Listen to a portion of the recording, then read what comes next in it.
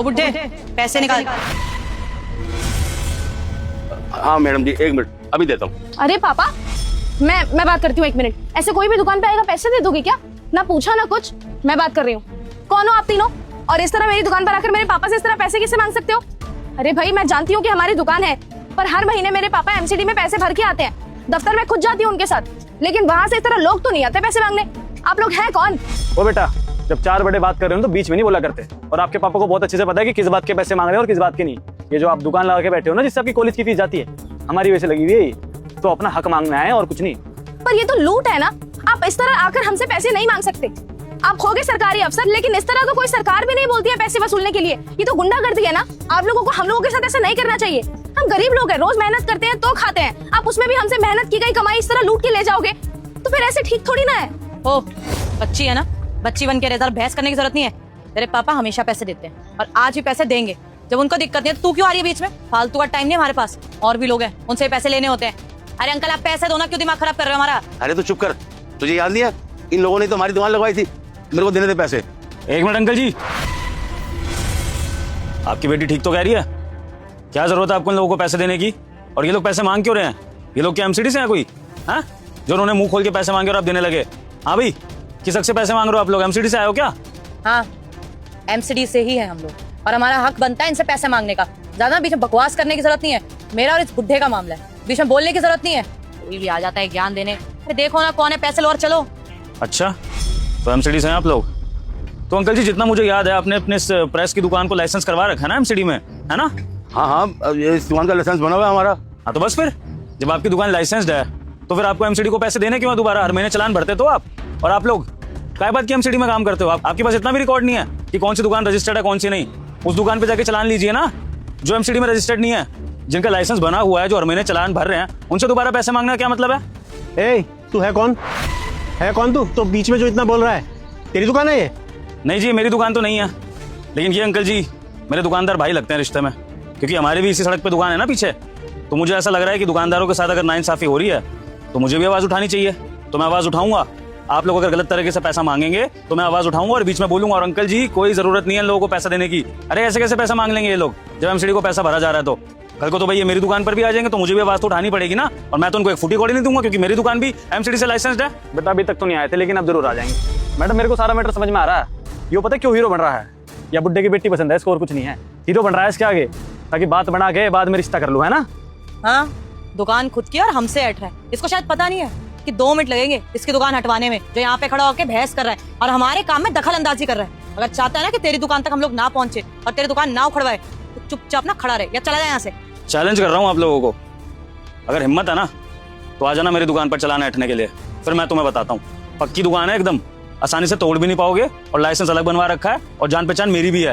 तो एक बार आना तुम मेरी दुकान पे, फिर तुम्हें बताता हूँ मैं। ठीक? ओए बुड्ढे, हिमायती बिठा रखे तूने आज। तेरे तक कितनी बार कही है पैसे में चिक चिक मत ना किया कर, हैं? तेरे को याद है ना कितनी मेहनत करी हम लोगों ने तेरे लाइसेंस बनवाने के चक्कर में? कितने लोगों को मैडम पैसे खिलाया, सब चीज करी, आज बुला लिया अपना दबा दिया यहाँ पे इसने। तू ऐसे नहीं मानेगा, मैं क्रेन बुलाऊं आज के बाद अपनी बेटी की फीस नहीं भर पाएगा। तू रुक जा। अरे नहीं साहब, फोन मत कीजिए, मैं दे रहा हूँ पैसे, आपको दे रहा हूँ। अंकल जी कोई डरने की जरूरत नहीं है। जोन सी मर्जी क्रेन बुला दो इनको, मैं गारंटी दे रहा हूँ ये आप लोगों का कुछ नहीं बिगाड़ सकते। बुलाओ भाई, तुम क्रेन वगैरह जो बुलानी बुलाओ। अरे बेटा, तुम्हें पता नहीं है ये कौन लोग हैं, तो तुम जाओ यहाँ से। अरे अंकल जी क्यों डर रहे हैं?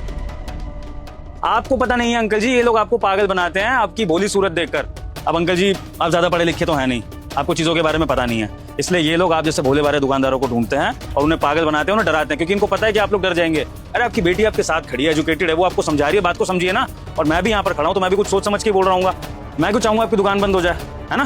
तो अंकल जी मेरी बात मानिए, डरिए मत, ठीक है? मैं देख लूंगा भाई साहब, क्रेन वगैरह जो बुलाने बुलाइए, मैं भी देखता हूँ कैसे इनसे पैसे लूटता है। फोन लग गया है, आ रही है क्रेन, रुक जा। अरे नहीं साहब, वो फोन मत कीजिए, मैं देता हूँ आपको, पैसे देता हूँ। अरे बेटा आप चुप कीजिए, मैं आपके हाथ जोड़ता हूँ, आप जाइए अपना काम कीजिए। आपको नहीं पता, आप यहाँ से चले जाएंगे ना, थोड़ी देर के बाद ये क्रेन लेकर आ जाएंगे और ये हमारा ठिया गिर देंगे। और जब हमारा ठिया गिर जाएगा, हमारे पास काम नहीं रहेगा, तो हम कहाँ से खाएंगे? अपने घर का गुजारा कहाँ से करेंगे? बेटा मैं हाथ जोड़ता हूँ, तुम जाओ यहाँ से, जाओ, मेरे को पैसे देने दो। अरे पापा रहने दो ना, जरूरत नहीं है पैसे देने की। चुप कर, पागल है क्या तू? तू भी बच्ची है, तुझे नहीं मालूम? ये लोगों को पैसे नहीं दिए ना तो ये हमारा ठिया गिरवा देंगे, और अगर ठिया गिर गया ना तो तू बता घर कहाँ से चलाएंगे हम, खर्चा कहाँ से करेंगे? मुझे पैसे देने दे। कोई बात नहीं, दे रहा हूँ मैडम जी, दे रहा हूँ। लो साहब जी, ये लीजिए। अरे अब भी 500 ही दे रहा है, 1500 रह गए हैं। 500 तीनों के बनते हैं। और हाँ, आज के बाद इस दुकान पे ना इतना दिमाग खराब ना करना पड़े हमें। आए तो तुरंत पैसे मिल जाने चाहिए, ये इमारती बिठाने की जरूरत नहीं है। और हाँ, तेरे को पता है किस टाइम आते हैं और किस दिन आते हैं। ये अपनी बेटी को भी ना अपने घर में ही रखियो, ज्यादा जबान चलने लग गई है, पढ़े लिखे है नहीं बिल्कुल। छोटी सी दुकान इसकी चल रही है, वो भी हट जाएगी। चलो मैडम, इसकी दुकान का भी एड्रेस लो। ले लो एड्रेस, और एक बात याद रखना, मेरी दुकान पे जब पहुंचोगे ना, 1 रुपए का सिक्का भी वसूल के दिखा देना मेरे से, फिर मैं तुम्हें बताता हूँ। आना मेरी दुकान पे। कर मत बनी रहो, दे देगा अपनी बेटी का हाथ तेरे हाथ में। चलो मैडम। अंकल जी, आप खामखा डर रहे थे, आप ही की भलाई के लिए बोल रहा था। पैसे देने की जरूरत नहीं थी, इतनी गाड़ी कमाई आपने, 500 रुपए यूं उनको दे दिए। पूरे दिन भर में आप कमाते हैं इस पैसों को, और आपने ऐसे दे दिए उनके मांगने पे। गलत चीज है नहीं है? अरे बेटा क्या करें, हम गरीब आदमी हैं, प्रेस करके अपना गुजारा करते हैं। और अगर हम इनको पैसे नहीं देंगे तो ये कभी भी क्रेन बुलाएंगे और हमारा यहाँ से दुकान हटवा देंगे। अगर हमारी दुकान हट गई तो तुम्हें पता कि हम अपने घर का गुजारा कैसे करेंगे। कोई बात नहीं बेटा, जाने दो उनको। आप इनको समझाइए ना, अगर इस तरह से ये सरकारी लोगों से डरते रहेंगे तो उस तरह आपकी दुकान ही नहीं चल पाएगी। क्या तो आप कमाओगे, क्या तो आप खाओगे।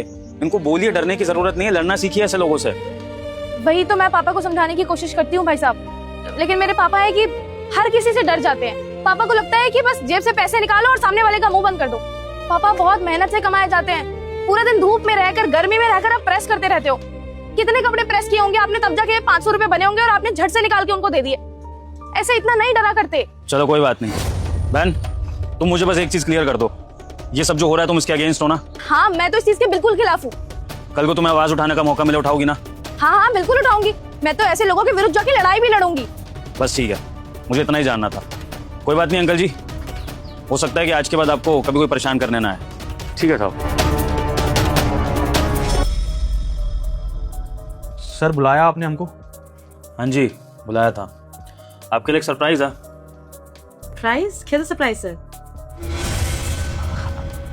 अरे चेतना मैडम, प्रमोशन लेटर है हमारा। हम ईमानदारी से काम करते हैं ना, इसलिए प्रमोट कर रहे हैं सर हमको। Sir are you serious? Promotion? कब से हम दोनों वेट कर रहे थे कि प्रमोशन हो। इतने टाइम से हम लोग इतनी मेहनत से काम कर रहे हैं सर, ये तो हम डिजर्व करते थे। और बहुत अच्छा सरप्राइज दिया सर आपने। अब आपकी पोजीशन मुझे मिल जाएगी और सर की आपको। प्रमोशन लेटर नहीं है, आप लोगों का टर्मिनेशन लेटर है। आपको एमसीडी के इस दफ्तर से निकाला जा रहा है।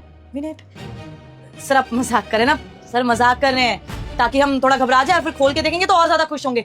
खोल के देखो, प्रमोशन लेटर ही है। देखो, अगर आप लोगों को मेरी बात पर विश्वास नहीं है तो खोल के देख लेना, आपको पता लग जाएगा। लेकिन आप इतना तो समझ ही सकते हो कि एक एमसीडी ऑफिसर अपनी कुर्सी पर बैठ के सुबह सुबह मजाक तो नहीं करेगा। मैं बहुत ज़्यादा सीरियस हूँ और सीरियस नोट पर ही आप लोगों को इन्फॉर्म कर रहा हूँ कि आप लोगों को एमसीडी के दफ्तर से टर्मिनेट किया जा रहा है और आज के बाद आप किसी भी सरकारी महकमे में काम नहीं कर पाएंगे। ये आप लोगों की सजा है, आपके खिलाफ रिपोर्ट भी दर्ज होगी। सर लेकिन क्यों सर? सर मेरा मतलब है सर, हम दोनों तो इतनी ईमानदारी से अपना काम करते हैं सर, हमको प्रमोशन मिलना चाहिए, आप टर्मिनेट कर रहे हैं सर। समझ ही नहीं, मजाक मत कीजिए सर। ईमानदारी? ईमानदारी से काम करते हैं आप लोग? मुझे तो नहीं लगता, क्योंकि अगर ईमानदारी से आप लोग काम करते तो आसपास के छोटे मोटे ठेले वालों को, दुकान वालों को फालतू में पैसा लूट कर परेशान नहीं करते। क्या हो गया? ये बात सुनकर आप दोनों के चेहरे का रंग क्यों उड़ गया? कुछ राज खोल दिया क्या मैंने?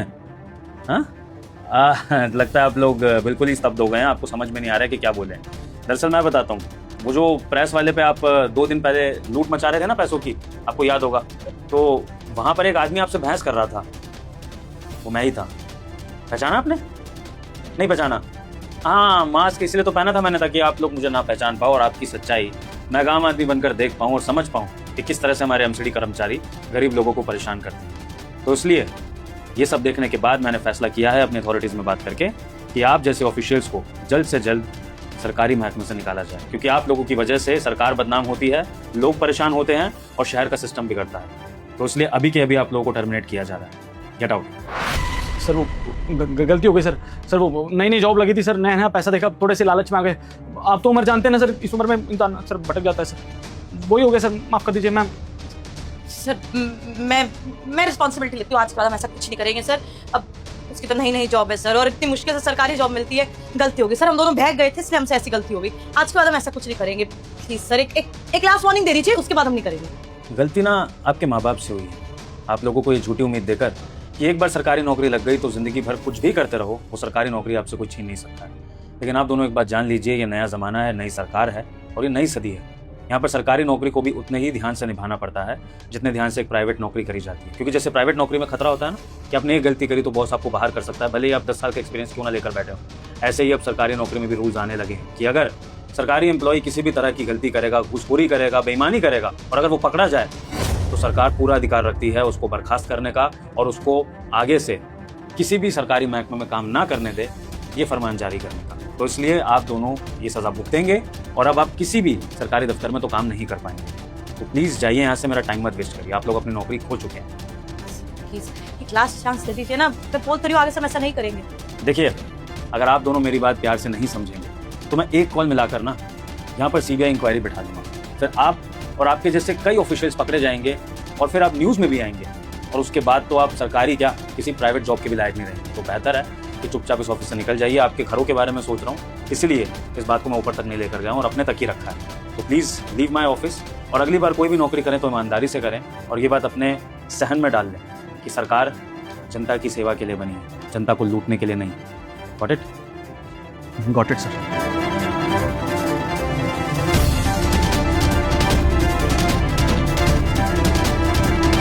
एक्सक्यूज मी, हर्ष सागर की दुकान यही है क्या? हाँ जी यही है, पति है हमारे। बताइए आप लोग कौन? मैं इस एरिया का डीएम विभोर जान, उससे मिलने के लिए आया हूँ, बुलाइए उसको। टीएम अफसर है आप? हाँ, इस एरिया का डीएम हूँ मैं। पता नहीं आपने नाम सुना है कि नहीं, लेकिन फटाफट से हर्ष को बुलाइए, मुझे उससे बात करनी है। क्यों मिलना है आपको उनसे? कुछ हुआ क्या साहब? कोई गलती हो गई उनसे? इतने सवाल जवाब क्यों कर रही हो? सर ने जितना पूछा है उतना जवाब दो ना। तुम्हारे हस्बैंड कहाँ है? उनसे बात करनी है उनको। मेम साहब आप समझने की कोशिश करिए ना, डर तो लगेगा। अचानक से इतना बड़ा अफसर हमारी दुकान पे आए और हमारे पति के बारे में पूछे, थोड़ा तो डर लगता है। इसलिए पूछ रहे कि क्या बात होगी, कोई गलती हो गई क्या? ऐसे डर डर के बात क्यों कर रही हो? कुछ गलत किया है क्या तुमने? नहीं साहब, कभी कुछ गलत नहीं किया हमने। मेहनत से कमाते हैं, अपना परिवार चलाते हैं जैसे तैसे, इसलिए तो हम पूछ रहे हैं। अब आप लोग भी समझिए, इतनी छोटी सी दुकान है, पहली बार इतने बड़े अफसर आ रहे हैं, वो भी 2 अफसरों के साथ। डर तो लगेगा ना, उनको कुछ हो गया, उन्होंने कुछ कर दिया या हम पे कोई दिक्कत आने वाली है, इसलिए पूछ रहे हैं बस।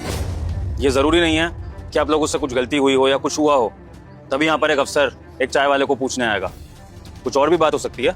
मुझे हर्ष से कुछ जरूरी बात करनी है, इसलिए कह रहा हूँ कि उसको बुला दीजिए, मुझे उससे बहुत अर्जेंट काम है। वो तो अभी है नहीं, वो घर की तरफ गए हैं थोड़ा सामान दुकान का लेने, 10-15 मिनट लग जाएंगे उनको। अच्छा, वैसे ये दुकान ये ठेला, ये आप लोगों का अपना है या फिर किराए पर है आप इस पे?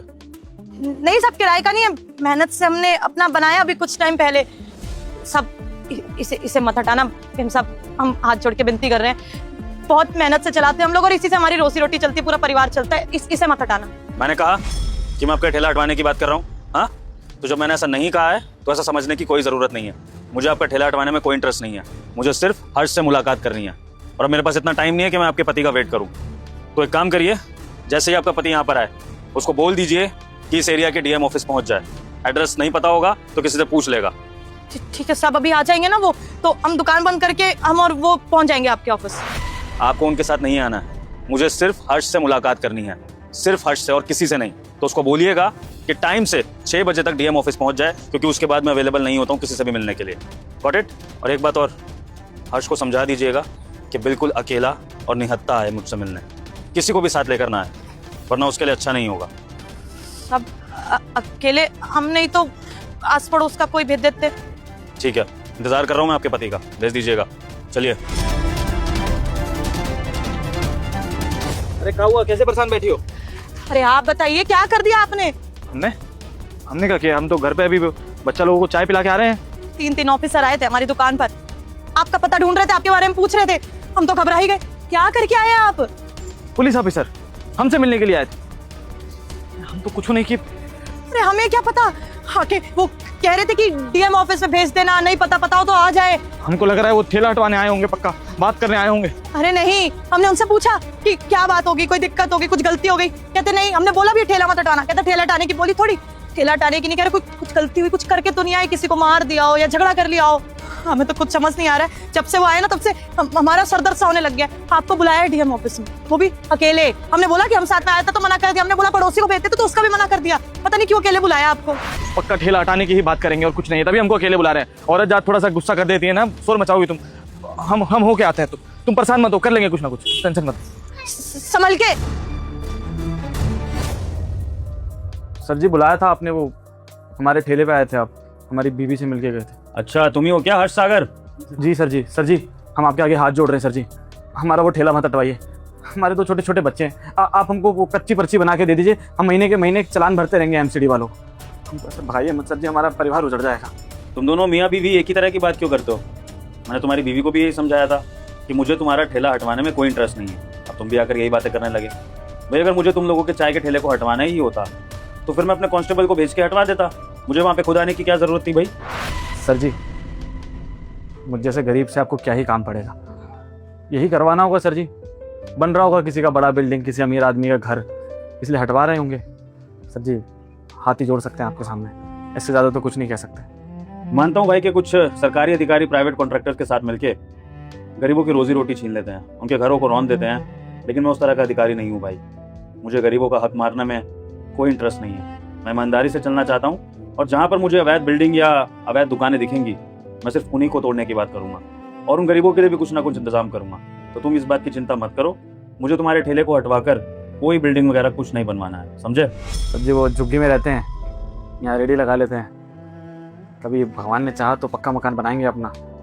अभी तो वैसी स्थिति नहीं है, लेकिन अगर आप वो ठेला हटवा देंगे तो फिर तो खाने तक के लाले पड़ जाएंगे सर जी। ठीक है, तो तुम्हारे लिए एक स्कीम निकाली है मैंने। मैं तुम्हें एक पक्की चाय की दुकान खुलवा के दूंगा ताकि तुम्हें ठेले पर स्ट्रगल ना करना पड़े। तुम और तुम्हारी बीवी आराम से एक दुकान के अंदर बैठ के गर्मी सर्दी से बच के पंखे वगैरह लगा के आराम से वहां पर अपनी सेल कर सकते हो। और तुम्हें पक्का मकान भी दूंगा ताकि तुम्हें झुग्गी में ना रहना पड़े और उस पक्के मकान में तुम अच्छे से अपनी बीवी के साथ, अपने बच्चों के साथ गुजर बसर कर पाओ।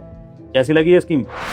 समझ गए सर जी, आप भी हमको झूठा दिलासा दे रहे हैं ना ताकि हमारा ठेला हटवा दे पहले, फिर 3-4 महीने तक कुछ होगा नहीं, ऐसे बेवकूफ़ बन जाएंगे। सर जी ये झूठी उम्मीद मत दीजिए। देखिए आप सरकार हैं, माई बाप हैं, आपको हटवाना है तो हटवा दीजिए, लेकिन ये झूठी उम्मीद मत दीजिए। भाई अगर तुम्हें मेरी बात पर यकीन नहीं है ना तो मैं अभी दुकान और घर दोनों के कागज लाकर उन पर दस्तखत कर देता हूँ, तुम्हारे नाम कर देता हूँ। उसके बाद शायद तुम्हें बिलीव हो जाए कि मैं सच बोल रहा हूँ, मुझे कोई लालच नहीं है और ना ही मैं तुम्हें कोई झूठी उम्मीद दे रहा हूँ। मैं सच में तुम्हें पक्की दुकान और पक्का मकान देना चाहता हूँ। कैसे मान लें सर जी, अब हम अंगूठा छाप आदमी, सरकार हमारे लिए ऐसा क्यों ही करेगी? क्यों देगी हमको पक्का मकान, क्यों देगी हमको पक्की दुकान? हमने सरकार के लिए किया ही क्या है? अबे घोचू, सरकार करे ना करे तेरा दोस्त तो तेरे लिए कुछ ना कुछ करेगा। अबे अबे विभोर तू। हाँ मैं। अबे तू कितना घोचू है यार, मैं इतनी देर से तेरे से बात करे जा रहा हूँ, सोच रहा हूँ कि हर्ष मुझे खुद पहचान ले। पहचानने कोई नहीं राजी है। तेरे को मेरी आवाज पहचान में नहीं आ रही थी? हैं भाई टेंशन में था ना, तू तो जानता है यार, जब जिंदगी के ऊपर बात आ जाए, रोजी रोटी के ऊपर बात आ जाए तो इंसान का दिमाग वैसे ही नहीं चलता। लेकिन तू डीएम बन गया भाई। हाँ भाई बड़े आदमी बन गए, लेकिन तुम्हें क्या फर्क पड़ता है इस चीज से? तुम तो बधाई देने भी नहीं आए जब मैं डीएम की कुर्सी पर बैठा, जब मैंने शपथ ली। तुझे बहुत मिस किया मेरे भाई, और तेरा पता भी तभी लगवा पाया जब मैं इस कुर्सी पर बैठा, जब मैं पावर में आया। वरना जब तक मैं काम आदमी था मैं तो पता ही नहीं लगा पा रहा था कि तू कॉलेज के बाद चला कहाँ गया, वो भी बीच कॉलेज छोड़कर। लेकिन जिस दिन मैं इस कुर्सी पर बैठा और जैसे ही मेरे पास पावर आई ना, मैंने अपने सारे कांस्टेबलों को, अपने असिस्टेंट को लगा दिया काम पे कि भैया मेरे बचपन के दोस्त हर्ष को ढूंढो, उसकी दुकान को ढूंढो, या वो जो भी काम करता है कहाँ रहता है। तब जाके मेरे एक असिस्टेंट ने पता करा कि तेरी चाय की दुकान है इस तरह से, और वहां पर मैं पहुंचा, और वहां पर पहुंचा तो वहां भाभी मुझे नहीं पहचान रही, नहीं बताया होगा तुमने मेरे बारे में, और फिर उसके ऊपर से तू वहां पे नहीं था। तो मैंने सोचा कि अब ऑफिस में तेरे से मुलाकात करूंगा मैं। कैसे याद करता है यार, तेरी किस्मत अच्छी थी भाई, मेरी नहीं थी। मेरे चाचा ने फ्रॉड करके सारी जमीन हथिया ली, बीवी बच्चों को तो पालना था ना भाई, कहीं तो लेके आना ही पड़ता। लेकिन तू बहुत बड़ा आदमी बन गया है यार, बहुत अच्छा लग रहा है तेरे को देख के यार। ऐसा कुछ नहीं है मेरे भाई, दुनिया की नजरों में होऊंगा बड़ा आदमी, लेकिन तेरे लिए मैं वही बचपन का तेरा दोस्त विभोर बन के रहना चाहता हूँ। और मेरे भाई मुझे पता है तेरे साथ क्या क्या हुआ है। ऐसा नहीं है कि तूने मुझे नहीं बताया तो दुनिया से मुझे पता नहीं लगेगा। तभी तो मैंने फैसला लिया कि जैसे ही बड़ा आदमी बनूंगा अपने बचपन का वादा पूरा करूंगा। बता, याद है तुझे हमने बचपन में एक दूसरे से क्या वादा किया था? क्या क्या हम साथ रहेंगे? ये भूल रहा है तू अभी भी? याद दिलाता हूँ, हम दोनों जब साथ में पढ़ा करते थे और एक दूसरे से मार्क्स के लिए कम्पीट किया करते थे, तो हम दोनों ने एक दूसरे से एक बहुत इंपॉर्टेंट वादा किया था कि हम में से जो भी पहले आगे निकल जाएगा, जो भी बड़ा आदमी बन जाएगा, वो दूसरे की हेल्प करेगा। तो बस तेरा ये दोस्त वही वादा पूरा कर रहा है, तुझे पक्का मकान और पक्की दुकान देकर, ताकि तुझे और भाभी को अब और स्ट्रगल ना करना पड़े। और अब जब तेरा दोस्त खुद इस एरिया का डीएम है तो मेरे दोस्त को क्या जरूरत है स्ट्रगल करने की? मैं तेरी हेल्प करूंगा ना। और चिंता मत कर, ये सब सरकार के पैसों से नहीं कर रहा हूँ, मैंने खुद की एफडी तुड़वा कर तेरे और भाभी के लिए इंतजाम करा है। और धीरे धीरे ये सब कुछ मैं रिकवर भी कर लूंगा। तुझे एक भी पैसा भरने की जरूरत नहीं, कभी फॉर्मेलिटी करने लगे, समझा? भाई तू सच कह रहा है? मतलब मेरा पक्का मकान होगा अपना ही टका, और पक्की दुकान भी होगी, ऐसे लोग बाग मेरे को गालियां नहीं। तू मजाक मत कर मेरे से यार, देख बहुत दिनों बाद मिले, लेकिन इस बात पे मजाक नहीं यार। मैं मानता हूँ तू बड़ा आदमी है, लेकिन ये सब नहीं। बिल्कुल मेरे दोस्त, अब तेरे दिन बदलेंगे। तू जो डिजर्व करता है ना वो तुझे मिलेगा। तू पढ़ाई में बहुत होशियार था, लेकिन तेरे साथ जो हुआ वो कहना कि किस्मत का खेल था जिसपे किसी का जोर नहीं है। तो इसलिए अब तेरा दोस्त तेरी किस्मत बदलने के लिए आ गया है और अब तुझे बेफिजूल की स्ट्रगल नहीं करनी पड़ेगी। मैं चाहता हूँ कि तू अपनी दुकान से एक बड़ा बिजनेस करे और एक घर से एक बंगले में शिफ्ट हो। बस मैं तेरी छोटी सी मदद इसलिए कर रहा हूँ दोस्त, ताकि तेरे को एक ना मोटिवेशन मिल सके, तेरे को ये ना लगे कि सब कुछ तेरे दोस्त ने तुझे करके दे दिया, फिर तू एहसान तले आ जाएगा। मेरे को तेरी आदत पता है ना खुददारी वाली, लेकिन ये मदद तुझे लेनी पड़ेगी भाभी की खातिर, भाभी और बच्चों की खातिर, समझा? क्या कहूँ, शब्द नहीं है मेरे पास यार तेरे को कुछ बोलने के लिए अभी यार। मेरे दोस्त तू कुछ मत क्या है, तू बस खुश रह, मैं यही चाहता हूँ। और दोस्त हमेशा एक बात याद रखियो, जहाँ सच्ची दोस्ती होती है ना वहाँ पर हैसियतें मैटर नहीं करती हैं। और एक दोस्त जब काबिल बन जाता है ना तो वो दूसरे दोस्त की मदद जरूर करता है, यही सच्ची दोस्ती की पहचान होती है। और अगर तू आज मेरी जगह होता और मैं तेरी जगह होता तो मैं 100% श्योर हूँ कि तू भी मेरी मदद करता जैसे मैंने तेरी मदद। यहाँ बैठ, पहले मैं तुझे चाय कॉफी पिलाता हूँ, अच्छी सी कुछ खिलाता हूँ, उसके बाद भाभी के पास चलेंगे, उनको भी सरप्राइज देंगे, ठीक है?